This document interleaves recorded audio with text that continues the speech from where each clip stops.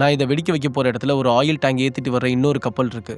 அந்த டேங்க் வெடிச்சு தான் இப்படி ஆச்சுன்னு ஈஸியா பிரச்சனையை முடிச்சிடலாம் என்று விக்ரம் சொன்னான். அதற்கு இன்ஸ்பெக்டர் ஏதோ சொல்ல வர, கவலைப்படாதீங்க, அந்த ஆயில் டேங்க் கப்பலும் பீஸ்ட் டீமுக்கு சொந்தமானது தான்.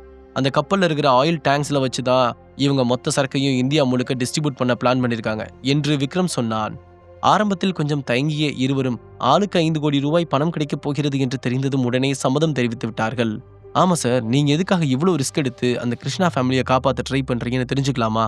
கிருஷ்ணா ஃபேமிலிக்கும் உங்களுக்கு என்ன சம்பந்தம் என்று ஏசி ராஜு கேட்க, விக்ரம் சிரித்துக்கொண்டே, நான் தான் கிருஷ்ணா ஃபேமிலியோட தலைவன் என்று சொன்னான். அந்த விஷயம் அவர்களுக்கு மேலும் வியப்படைய செய்தது. விக்ரம் சொன்ன ஐடியாவுக்கு இன்ஸ்பெக்டர், ஏசி இருவருமே சம்மதித்து விட, அன்றைக்கு அதிகாலை 3 மணிக்குள் இந்த விஷயத்தை முடித்துவிட வேண்டும் என்று திட்டம் போட்டான் விக்ரம். அதன்படி அவர்கள் இருவரும் கவர்மெண்டிடம் இருந்து வெடிமருந்தை திருடி கொண்டு வர திட்டம் போட்டார்கள். அதே சமயத்தில் விக்ரமும் ஹார்பரில் என்ன நடக்கிறது என்று தனது ஆட்களை வைத்து ரகசியமாக கண்காணித்துக் கொண்டிருந்தான். அதிகாலை 2 மணி அளவில் இன்ஸ்பெக்டரும் ஏசியும் வெடிமருந்தோடு அதே இடத்திற்கு வந்து சேர, விக்ரம் அவர்களை அழைத்துக் கொண்டு நேராக ஹார்பர் பகுதிக்கு சென்றான். விக்ரமின் கார் வந்ததும் லூசிஃபரும் அவனுடைய பிரதர்ஸும் விக்ரமை நோக்கி ஓடி வந்தார்கள். ஹார்பர் இருக்கும் இடத்திலிருந்து 1 கிலோமீட்டர் தள்ளியே அவர்கள் நின்றிருந்தார்கள். லூசிஃபர் விக்ரமின் அருகில் வந்ததும், விக்ரம் சார், நீங்க இன்னமும் 1 மணி நேரம் லேட்டா வந்திருந்தாலும் மொத்த பிளானுமே சொதப்பி இருந்திருக்கும். பீஸ்ட் டீம் ஆளுங்க ஏற்கனவே கண்டெய்னர் சைடுக்கு கடலுக்குள்ள குதிச்சிட்டாங்க என்று சொன்னான். Very good.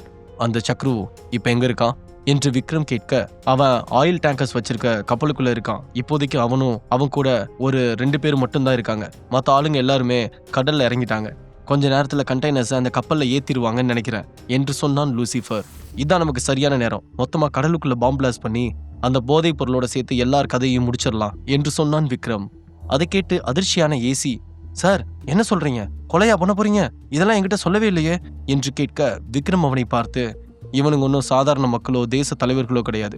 கிட்டத்தட்ட தீவிரவாதிகளுக்கு நிகரான ஆளுங்க. இவனுங்களை வெளியில விட்டா போதைப் பொருட்களை மக்களுக்கு கொடுத்து சாதாரண மக்களோட வாழ்க்கையில விளையாடிடுவாங்க. அதுக்கு இவங்க எல்லாருமே சாகிறதே மேல். சரி, பாம் என்ன டைப்? டைமர் செட் பண்றதா இல்ல ரிமோட் கண்ட்ரோல்ல பண்றதா என்று விக்ரம் கேட்க, ஏசி கொஞ்சம் தயங்கி கொண்டே, சார் அது டைமர் செட் பண்ற மாதிரி பாம் தான் என்று சொன்னார். Very good. லூசிஃபர், உன்னால இந்த பாமை உள்ள இருக்கிற கண்டெய்னர்ஸ்ல ஏதாவது ஒன்றில் செட் பண்ண முடியுமா என்று கேட்க, எப்படி பண்ணணும்னு மட்டும் சொல்லுங்க சார், நான் கதையை முடிச்சிடுறேன் என்று ஆர்வத்துடன் சொன்னான் லூசிஃபர். இன்ஸ்பெக்டர், இந்த பாமை எப்படி ஆக்டிவேட் பண்ணணும்னு லூசிஃபருக்கு சொல்லிக் கொடுங்க. இப்போ இருந்து 15 நிமிஷத்துல அந்த பாம் வெடிக்கணும். லூசிஃபர், உனக்கு 7 நிமிஷம் தான் டைம். அதுக்குள்ள அந்த பாமை செட் பண்ணிட்டு நீ மேலே வந்துடு. அதுக்கு முன்னாடி கப்பல்ல இருக்கிற என்னோட தோஸ்தை நான் போய் கவனிச்சுட்டு வந்துடுறேன் என்று சொல்லிவிட்டு பீஸ்ட் தலைவர் சக்ருவை பார்க்க சென்றான். அதே சமயத்தில் இன்ஸ்பெக்டர், ஏசி, லூசிஃபர் 3 பேரும் பாமை செட் செய்வதில் கவனம் செலுத்தினார்கள். அந்த சமயத்தில் விக்ரம் மட்டும் சக்ருவுக்கு தெரியாமல் ஆயில் டேங்க்ஸ் நிரம்பியிருந்த கப்பலுக்கு சென்றான். அங்கே சென்று மறைந்திருந்து பார்க்கும்போது சக்ருவும் இன்னும் 2 பேரும் ஆயில் டேங்கை வெடிக்க வைப்பதற்கான வெடிமருந்துகளை தூவி கொண்டிருந்தார்கள். சபாஷ், உன்னோட பிளான்ஸ்லாம் ரொம்பவே சூப்பரா இருக்கு என்று விக்ரம் கைதட்டி கொண்டே அருகில் வர, டக்குன திரும்பி பார்த்த சக்ரு விக்ரமை பார்த்ததும், நீ எப்படி இங்க வந்த? நீ இந்நேரம் உன்னோட ஒய்ஃப் கூட தானே இருக்கணும் என்று பதட்டத்துடன் சொன்னான். ஏன், நீ அனுப்புன ஆளுங்க உன்கிட்ட அப்படிதான் சொன்னாங்களா? அவங்க சொல்லல, நான் தான் சொல்ல வச்சேன் என்று சொல்லிக்கொண்டே அருகில் வந்தான். உண்மையில் சக்ரு சுந்தர் கிருஷ்ணாவை போட்டுக் கொடுத்த அதே சமயத்தில் விக்ரமும் எந்த இடத்தில் இருக்கிறான் என்று கண்காணிக்க ஆட்களை அனுப்பியிருந்தான். ஆனால் எதிர்பாராத விதமாக அவர்கள் லம்போவின் கைகளில் மாட்டிக்கொள்ள அவர்கள் எல்லா உண்மையையும் லம்போவிடம் சொல்லிவிட்டார்கள். விக்ரம் சொன்னதை கேட்டு சக்ரு அதிர்ச்சியாக, விக்ரம் சிரித்துக்கொண்டே, அப்புறம் இன்னொரு விஷயம் சொல்லட்டுமா? நீ அனுப்பின அசிஸ்டன்ட் கமிஷனர் ராஜு இப்போ என்னோட ஆளு. சுந்தர் தாத்தாவுக்கு எதிராக நீ பண்ணின எல்லா விஷயமும் இப்போ ஃபெயிலியர் ஆயிடுச்சு. சரி, இப்போ நான் எதுக்கு இங்கே வந்திருக்கேன்னு பார்க்குறியா? நீ பண்ணின அதே வேலையை தான் நானும் பண்ண வந்திருக்கேன் என்று சொல்ல சக்ரு மீண்டும் குழப்பத்துடன் பார்த்தான். இந்த ஆயில் டேங்க்ஸ் நிறைஞ்ச கப்பலை வெடிக்க வைக்க தான் நானும் வந்திருக்கேன். ஆனால் இதில் சேடான விஷயம் என்னன்னா, இந்த கப்பலோட சேர்த்து நீ, உன்னோட ஆளுங்க, உன்னோட கண்டெய்னர்ஸ்னு எல்லாமே அழிய போகுது என்று விக்ரம் சிரித்து கொண்டே சொன்னான்.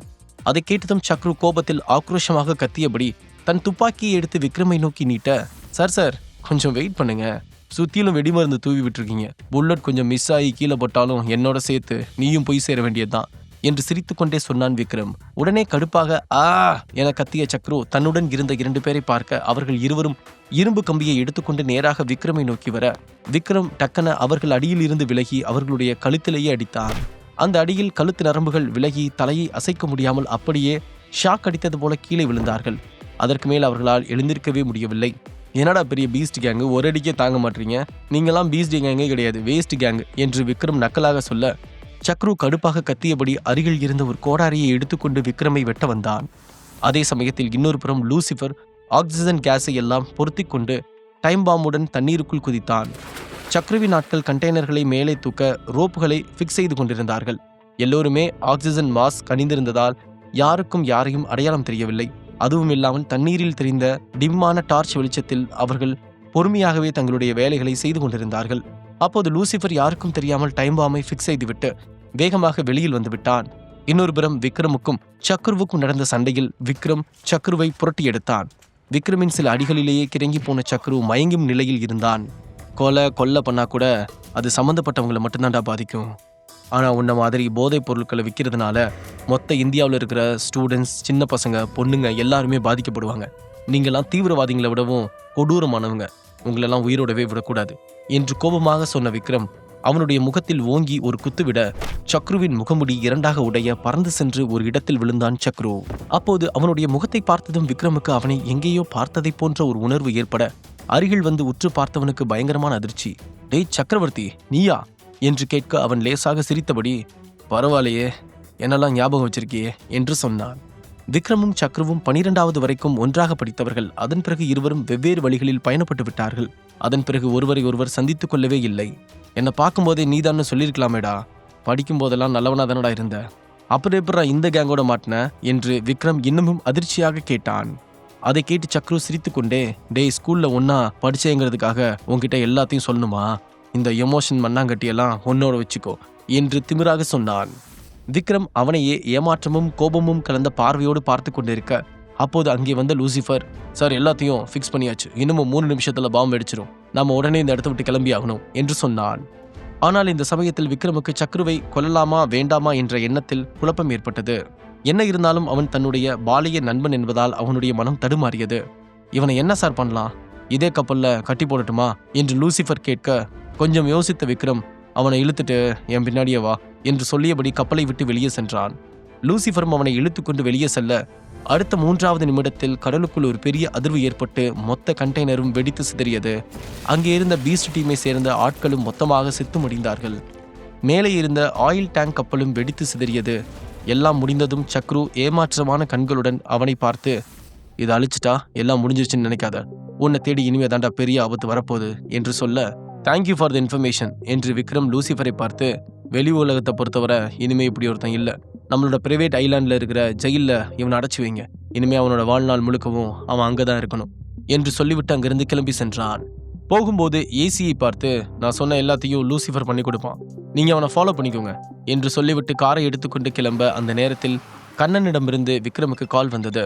விக்ரம் சார், நீங்க பிஸியா இருக்கீங்களா? ஒரு முக்கியமான விஷயம், அபினவ் சார் ஹோட்டல்ல இடிச்சிட்டாங்க என்று கண்ணன் கூறினான். அதை கேட்டதும் விக்ரமுக்கு பயங்கர ஷாக்காக இருந்தது.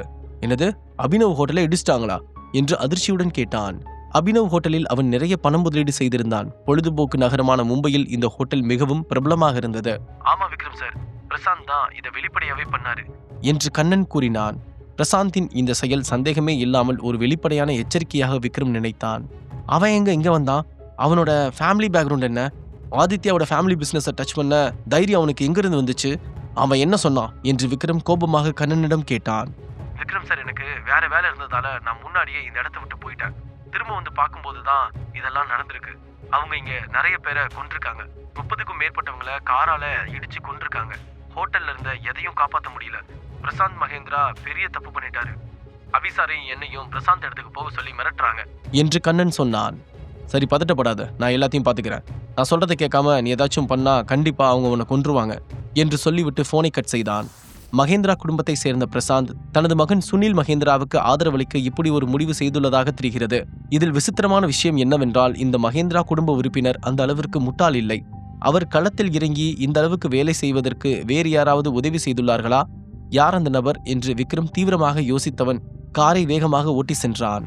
அடுத்த அரை மணி நேரத்தில் ஹோட்டலை அடைந்தான் விக்ரம். அந்த ஹோட்டலின் நிலை ரொம்பவே மோசமாக இருந்தது.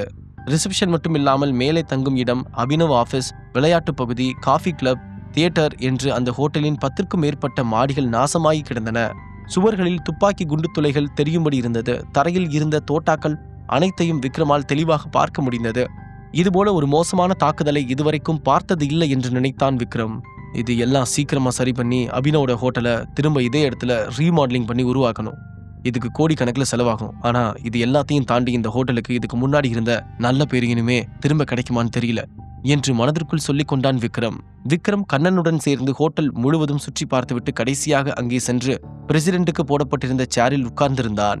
அவனுக்கு எதிரே கண்ணன் கோபமாக நின்று கொண்டிருந்தான். விக்ரம் சார், முதல்ல வில்சனை பத்தி தெரிஞ்சுக்க என்னோட ஆளுங்களை அனுப்புனேன். ஆனா அவன் கிடைக்கல. அவனோட வழக்கமான எல்லா இடத்துலயும் தேடி பார்த்துட்டேன், எங்கேயும் கிடைக்கல. பிரசாந்த் மகேந்திராவோட வீடு, கம்பெனி எல்லா இடத்துலயும் என்னோட ஆளுங்களை அனுப்பி பார்த்துட்டேன். அவனை பத்தி எந்த தகவலும் கிடைக்கல. வில்சனை பத்தி விசாரிக்க சொல்லியிருக்கேன். என்னோட யூகம் என்னன்னா, வில்சன் பழி வாங்குறதுக்கு பயப்படுறான். இப்போ மகேந்திரா குடும்பத்தோட ஆதரவு அவனுக்கு கிடைச்சதும் அவனுக்கு திமிரு ஜாஸ்தி ஆயிடுச்சு. பிரசாந்த் மகேந்திரா குடும்பத்தோட தலைவர். அவர் எப்பவுமே அவர் குடும்ப ஆட்களோட தான் அவரோட வீட்டுல தங்குவாரு. ஆனா அங்க பயங்கரமான பாதுகாப்பு இருக்கும். அவர் அவ்வளவு சீக்கிரமா எதுவும் பண்ண முடியாது என்று கண்ணன் சொன்னான். மும்பையில் இருக்கும் மகேந்திரா குடும்பத்துடன் விக்ரமுக்கு அதிகமான தொடர்பில்லை. கடந்த முறை சுனில் மகேந்திராவை தோற்கடித்தான். அவனை தோற்கடித்த பிறகு மகேந்திரா குடும்பம் மீண்டும் சண்டையிடும் என்று விக்ரம் கொஞ்சம் கூட நினைத்து பார்க்கவில்லை. விக்ரம் சார், பிரசாந்த் உங்களையும் என்னையும் அவங்க வீட்டுக்கு வர சொல்லியிருக்கான் என்று கண்ணன் கூறினான். அவர் ஒரு சாமல் பகுதி மனிதர். சாமல் பகுதி மக்களுக்கு என்று சில விதிகள் இருக்கிறது. வாளுக்கு வாள், ரத்தத்திற்கு ரத்தம். பிரசாந்த் மகேந்திராவின் இப்படி ஒரு சண்டை அறிவிப்பை அவனால் சகிக்க முடியவில்லை. மகேந்திரா ஃபேமிலி நம்ம கிட்ட விளையாடணும்னு ஆசைப்படுறாங்க.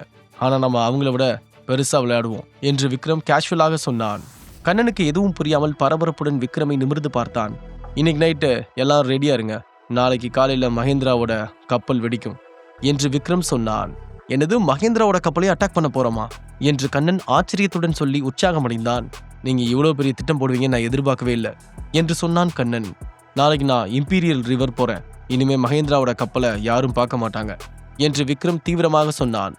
மகேந்திரா குடும்பம் யாரை தூண்டி விடுதோ தெரியல. ஆனா அவங்க இந்த விக்ரமை தாண்டி எதுவும் பண்ணக்கூடிய தைரியம் இனிமே வரக்கூடாது என்று சொன்னான். மகேந்திரா குடும்பம் சில உயரடுக்கு குடும்பங்களில் ஒன்றாகும்.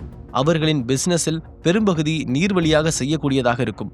மேலும் அவர்களின் ஏற்றுமதி இறக்குமதி வணிகம் மிக தீவிரமாக நடந்து கொண்டு வந்திருந்தது. மகேந்திரா குடும்பத்தை சேர்ந்த 100 கப்பல்கள் மும்பை கடலில் கலக்கும் ஆற்றின் அருகே நிறுத்தி வைக்கப்பட்டிருந்தது. அதில் விலை உயர்ந்த மற்றும் ஆடம்பர பொருட்கள், அதிகளவில் மாற்றப்படும் கள்ளநோட்டுகள், மார்க்கெட்டில் அதிக மதிப்பு கொண்ட பொருட்கள் என்று நிறைய பிசினஸ்கள் நடந்து கொண்டிருந்தது. அது அத்தனையுமே எப்போது வேண்டுமானாலும் பணமாக மாற்றப்படும் வாய்ப்பிருந்தது. சரக்கு கப்பல்களை பொறுத்தவரைக்கும் அவைகள் மிகவும் விலை உயர்ந்தவை. கண்ணன் அவரை பார்த்து ஒரு ஆழ்ந்த பெருமூச்சை விட்டுக்கொண்டு, ஓகே விக்ரம் சார், நான் போய் அதுக்கான ஏற்பாடுகளை பண்றேன் என்று நம்பிக்கையுடன் சொன்னான். இன்னொரு புறம் மும்பையில் ஹில் வில்லா பகுதி ஒன்று இருந்தது. அது ஒரு அசாதாரணமான வில்லா பகுதி. அங்கே ஒரு டேபிளில் கொண்டாட்டமான ஒயின் பாட்டிலை ஓபன் செய்து பிரசாந்தும் வில்சனும் குடித்துக்கொண்டே பேசிக் கொண்டிருந்தார்கள். அவர்களுடைய டாபிக் விக்ரமை பற்றித்தான் இருந்தது. என்னதான் பிரசாந்த் சந்தோஷமாக இருந்தாலும் வில்சனுக்கு விக்ரமை நினைத்து கொஞ்சம் பயமாகத்தான் இருந்தது. விக்ரமின் பலத்தை பற்றி அவனுக்கு நன்றாக தெரிந்திருந்தது. அந்த சமயத்தில் 55 வயதுடைய திலீப் அந்த இடத்திற்கு வர, அவரை பார்த்து பிரசாந்த் சிரித்துக்கொண்டே வரவேற்று வில்சனுக்கு அறிமுகப்படுத்தி வைத்தார். மிஸ்டர் பிரசாந்த், நிரஞ்சன் சார் கிட்ட இருந்து ஸ்பெஷல் மெசேஜ் கொண்டு வந்திருக்கோம் என்று சொன்னார் திலீப். அப்போது, நிரஞ்சன் இப்போ டெல்லியில தானே இருக்காரு என்று வில்சன் சந்தேகத்துடன் கேட்க, ஆமா, டெல்லியில தான் இருக்காரு. அபினவ் ஏற்கனவே நிரஞ்சனை ஹர்ட் பண்ணியிருக்கான். அதனால அபினவை பழி வாங்குறதுக்கு அவர் கண்டிப்பா எனக்கு சப்போர்ட் பண்ணுவாரு என்று சொன்னார் பிரசாந்த். நிரஞ்சன் சப்போர்ட் இருந்ததுனால தான் பிரசாந்த் தூண்டப்பட்டிருந்த விஷயம் வில்சனுக்கு விளங்கியது. உண்மையை சொன்னால் பிரசாந்த் சிம்லாவில் மிக முக்கியமான வணிக அதிபராக பிரபலமாக இருந்தார். அவர் சிம்லாவில் மட்டுமல்ல, வெளிநாட்டு வட்டாரங்களிலும் பணக்காரனாக இருந்தார். மேலும் உயர்ந்த அந்தஸ்திலும் இருந்தார். அது மட்டுமில்லாமல் பல ஆண்டுகளாக மகேந்திரா குடும்பம் சிம்லாவில் பணக்கார குடும்பமாக இருந்தது. மேலும் அவருக்கு இந்தியா முழுவதும் மட்டுமில்லாமல் வெளிநாடுகளிலும் மிக சக்தி வாய்ந்த தொடர்புகள் இருந்தது. அவரது நெட்வொர்க்கும் மிகப்பெரியது. உதாரணத்திற்கு, மகேந்திரா குடும்பத்தின் தலைவர்களில் ஒருவரான பிரசாந்திற்கு நிரஞ்சனுடன் நல்ல உறவு இருக்கிறது. மேலும் பிரசாந்த் மகேந்திரா இந்தியாவின் உயர்மட்ட குடும்பங்களின் உரிமையாளர்களிடம் நேரடியாக பேசக்கூடிய பவர் அவரிடம் இருந்தது. வில்சன் தம்பி, வெல்கம். சிம்லாவில் உங்களோட பேரை நான் பல தடவை கேட்டிருக்கேன் என்று திலீப் பணிவுடன் ஒரு கிளாஸ் சரக்கை எடுத்து வில்சனிடம் ஊற்றி கொடுத்தார். வில்சன் சிரித்துக்கொண்டே அந்த கிளாஸை எடுத்துக்கொண்டு, நிரஞ்சனுக்கு நான் என்ன செய்யணும் சார் என்று உற்சாகமாக திலீபனை பார்த்து கேட்டான். திலீபனின் சிரிப்புக்கான அர்த்தத்தை அவன் ஈஸியாக புரிந்து கொண்டான். முழு கதையையும் கேட்டு மகிழ பாக்கெட் FM ஆப்பை டவுன்லோட் செய்யுங்கள். லிங்க் டிஸ்கிரிப்ஷனில் கொடுக்கப்பட்டுள்ளது.